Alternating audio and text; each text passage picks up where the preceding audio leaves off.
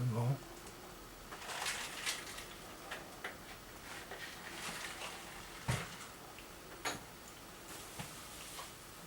C'est bon?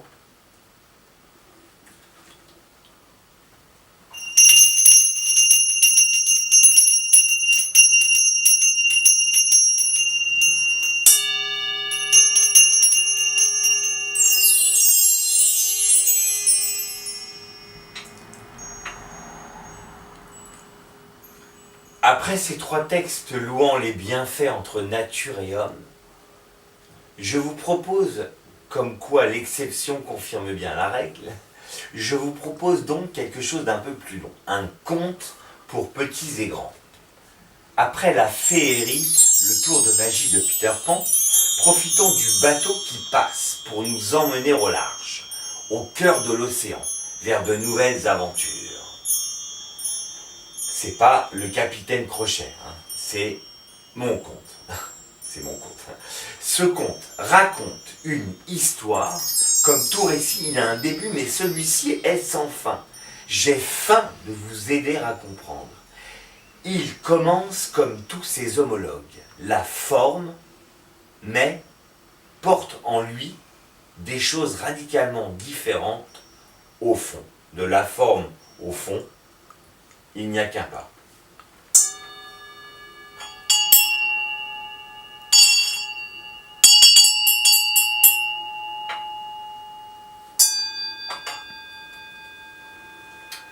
Pourquoi? Je l'ai pensé et écrit avec toujours ce même franc-parler qui ne cesse de m'habiter, avec la certitude que même si toute vérité n'est pas bonne à dire, c'est quelquefois la seule façon d'arriver à ses fins. La vérité, voilà. Voilà pourquoi donc une histoire conçue pour petits et grands, et où le fond du message que je tente de divulguer est fait pour réfléchir, interpellant, étonnant, criant de vérité. Mais ne vous inquiétez pas, rien de bien méchant. Seulement l'idée qu'on se fait des jolies histoires, des contes imaginaires, c'est un peu ça.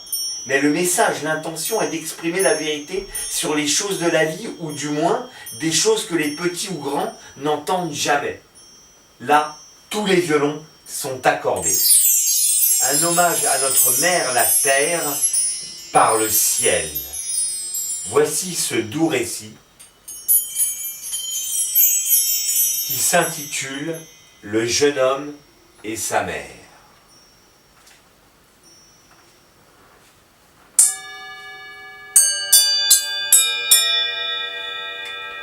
Ta ta ta ta ta.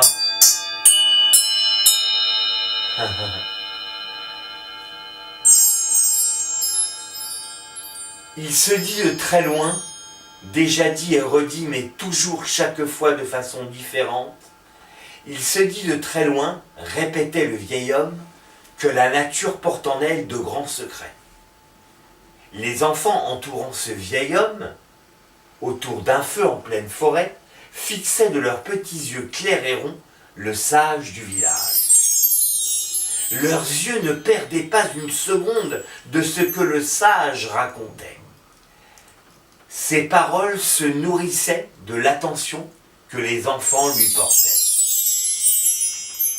Que disait-il? Non, ce n'est pas ce que vous croyez. Le conte que je vous raconte commence comme tous les autres, mais la suite ne ressemble à rien de ce que vous pouvez imaginer. Écoutez. Nous avons donc un vieil homme entouré d'arbres, de feuillages et de petits-enfants. Quand, où, comment, pourquoi, là est la question. Ce qui suit éclairera vos lanternes.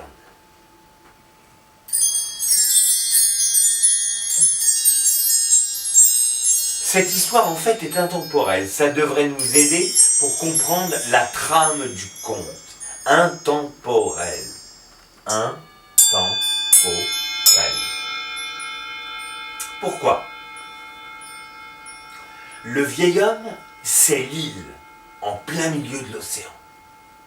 Et les enfants sont les étoiles que le vieil homme fixe à son tour du regard. Le vieil homme ne cesse de fixer ses étoiles. Il se fatigue. Puis peu à peu ses yeux se plissent, jusqu'au moment où, épuisé, la vieillesse arrivant, au grand galop, la mort l'emmène dans son ciel qu'il fixait à n'en plus pouvoir pour y rejoindre les enfants étoilés. Sniff! Mais non, courage, c'est incontamment. Alors, l'île sombra immédiatement dans l'eau, dans les eaux, comme englouti dans les abysses du ciel et de l'océan. Soudain, quelque chose dans cet océan d'eau étoilée se met à trembler. Le ciel se met à hurler des éclairs fracassants. Eau, terre, feu, tous les éléments se déchaînent en même temps, quelque part dans le monde, entre eau, terre, ciel, feu. Quelque chose arrive.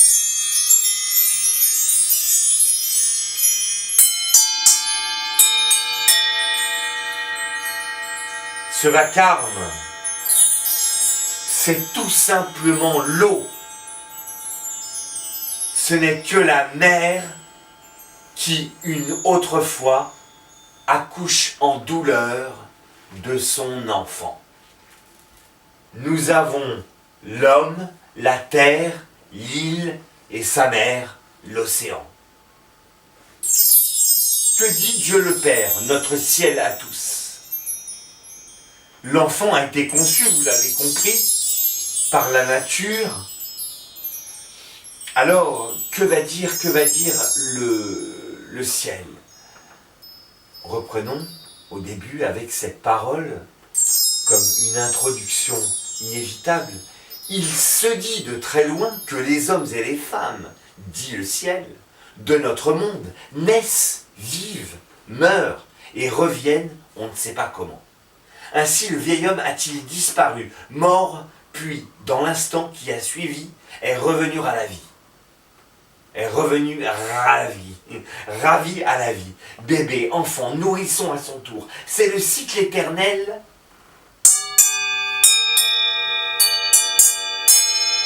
C'est le cycle éternel de la vie et de la mort.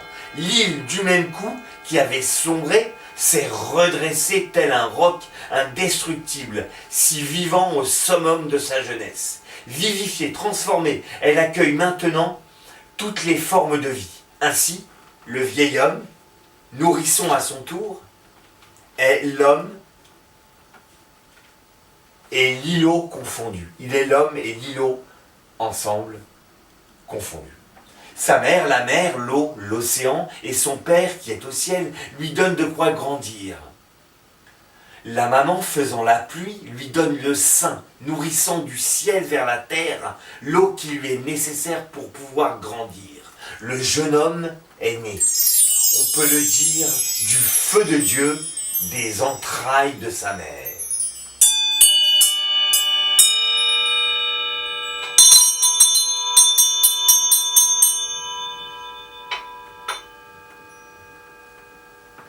Les enfants, vous vous souvenez, ces petites étoiles, si pures dans le ciel de la nuit, si obscures, donnent à bébé, quand il se réveille, de la lumière pour mieux être vu.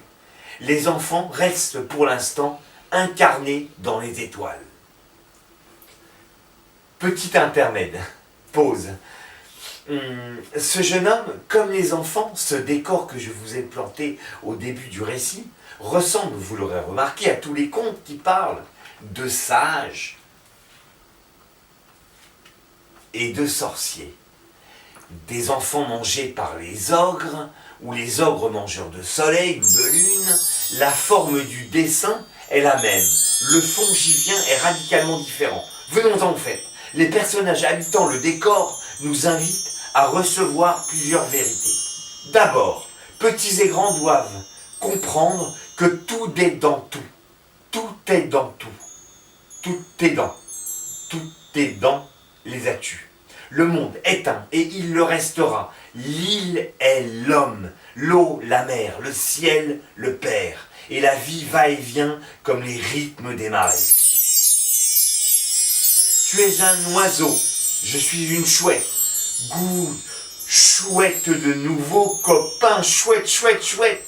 Et les enfants aux yeux étoilés, incarnés dans l'étoile, appellent, comme le font tous les êtres de notre monde, appellent de toute leur force un monde. Un monde meilleur pour voir venir l'avenir avec un immense sourire en forme de fleur, comme une esquisse d'un futur enchanté. Mais je vois que la morale et ses suites atteignent ici une limite. Écoutons les paroles du jeune homme, métamorphosé, jeune et vieux à la fois.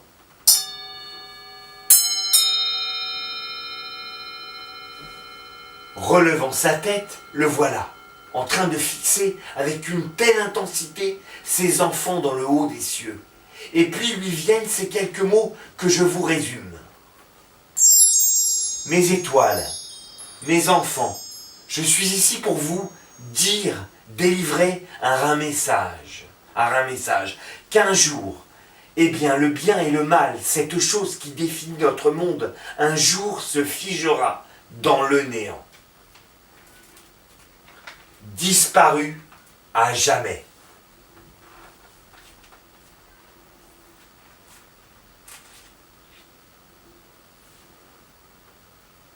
Pourquoi ?